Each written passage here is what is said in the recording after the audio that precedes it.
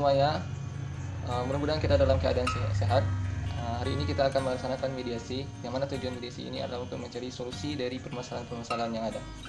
Untuk memulai mediasi hari ini, alangkah baiknya kita memperkenalkan diri kita dahulunya. Perkenalkan, kami sebagai mediator, saya tidak sendiri. Saya sebagai mediator 1 bernama Hilal Fikri. Saya Risna Anwar sebagai mediator 2. Alangkah baiknya kita dengarkan peraturan-peraturan mediasi yang akan dibacakan oleh asisten saya, mediator 2. Untuk itu kita dengarkan peraturan-peraturan mediasi. Kepada mediator 2, kita silakan. Baiklah, saya akan menjelaskan mengenai peraturan dalam mediasi. Berdasarkan Perma nomor 1 tahun 2008 tentang prosedur mediasi di pengadilan, dalam pasal 4 menyatakan bahwa semua sengketa perdata diajukan di tingkat pertama wajib terlebih dahulu diupayakan penyelesaiannya melalui perdamaian dengan bantuan seorang mediator. Dan pada proses mediasi kali ini, saudara dan saudari telah menunjuk kami sebagai mediator. Selanjutnya, saya akan menjelaskan mengenai apa itu mediasi. Mediasi adalah suatu penyelesaian sengketa di mana kedua belah pihak saling berdialog dan berdiskusi untuk mencari titik temu. Saya sebagai mediator akan memfasilitasi proses negosiasi ini. Namun, sebelum negosiasi ini dimulai, kami akan menjelaskan tahapan-tahapan mediasi, diantaranya yang pertama memberikan penyelesaian sengketa kepada kedua belah pihak secara bergantian. Yang kedua, mencari kesepakatan dari kedua belah pihak. Yang ketiga, menentukan agenda pembicaraan. Yang keempat, proses negosiasi. Yang kelima, apabila negosiasi mencapai kesepakatan, kita perlu menetapkan kesepakatan. Kita mendengarkan peraturan-peraturan mediasi. Tahap selanjutnya adalah tahap penjabaran masalah, yang mana kami minta dahulu kepada para penggugat sekaligus kuasa hukum penggugat untuk menjelaskan masalah-masalah yang ada.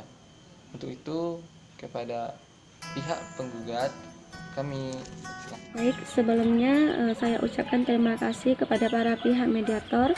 Selanjutnya saya Desvia Rahmalina selaku penggugat akan menjelaskan perkaranya, yang mana saya telah menikah dengan mantan suami saya ini, berikut disebut dengan tergugat, selama 15 tahun. Dan selama 15 tahun ini kami telah membeli tanah, yang mana di atas tanah tersebut juga telah didirikan atau dibangun sebuah rumah berikut isinya. Dalam perjanjiannya, jika kelak kami bercerai, maka harta tersebut akan dibagi dua.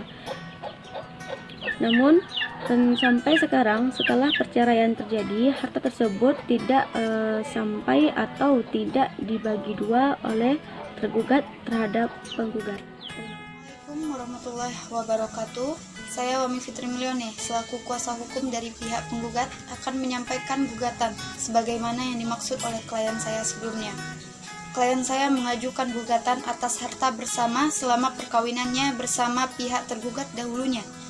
Yang menjadi objek sengketa di sini ialah sebidang tanah dengan luas kurang lebih 425 meter persegi yang terletak di Jalan Tengah Padang, Nagari Cupak, Kecamatan Gunung Talang, Kabupaten Solok, Provinsi Sumatera Barat, dengan bangunan rumah di atasnya yang pada saat sekarang ini dikuasai penuh oleh pihak tergugat.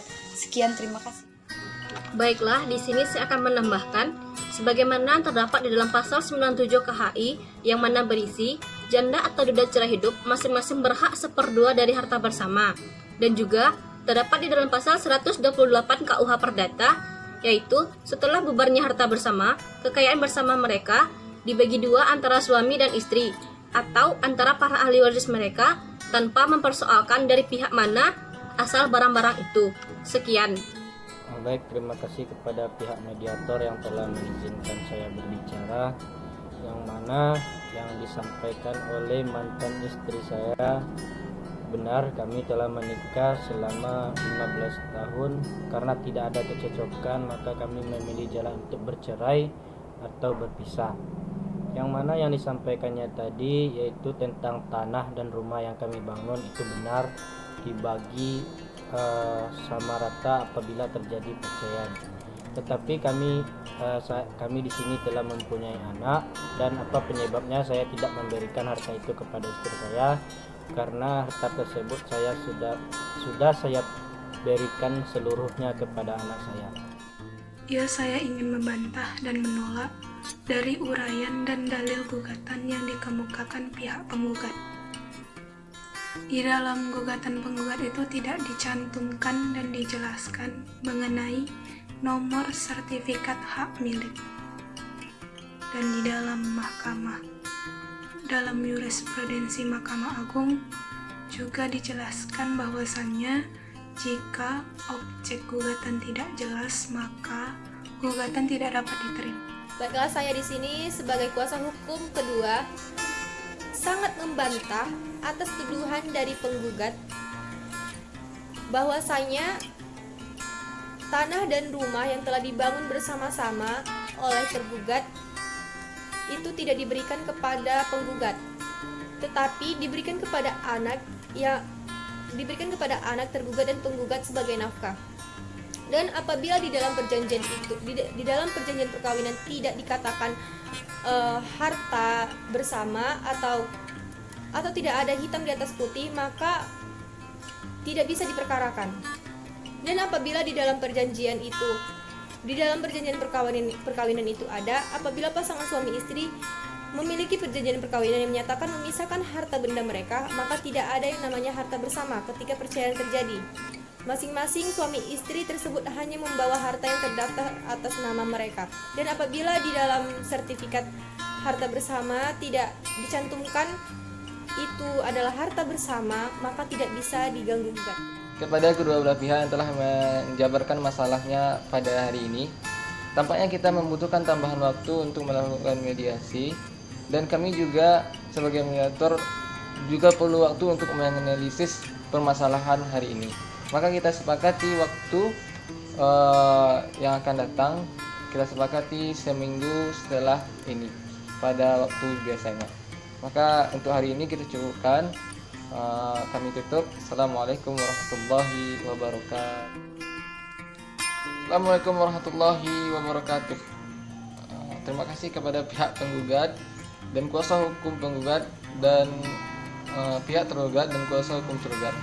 Minggu yang lalu kita sudah mendengarkan keinginan dari pihak penggugat dan pihak tergugat, dan kami telah merumbukan bersama-sama sebagai mediator 1, mediator 2 dan mediator 3 telah merumbukan solusi dari permasalahan ini.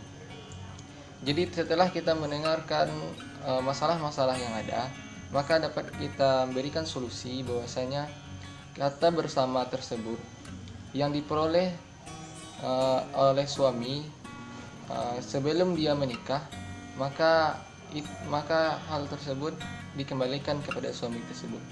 Apabila diperoleh ketika telah bersama, maka kami berikan solusi untuk dijual dan dibagi dua sama rata.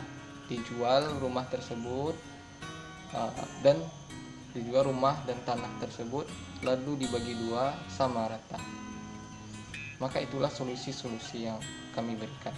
Untuk itu kami berikan tanggapan-tanggapan dari pihak penggugat dan pihak tergugat. Apakah solusi ini bisa kita pakai? Baik, sebelumnya saya mengucapkan terima kasih kepada para pihak mediator yang telah berusaha untuk menengahi perkara ini. Namun karena tidak juga didapati kata kesepakatan, maka saya sebagai penggugat bersedia jika perkara ini dilanjutkan ke pengadilan. Baiklah, sebelumnya saya ucapkan terima kasih kepada pihak mediator yang telah memproses masalah ini, yang mana masalah ini tidak menemukan ketetapannya. Oleh karena itu saya setuju dengan pendapat mediator bahwasanya masalah ini akan dilanjutkan ke pengadilan, dan terima kasih.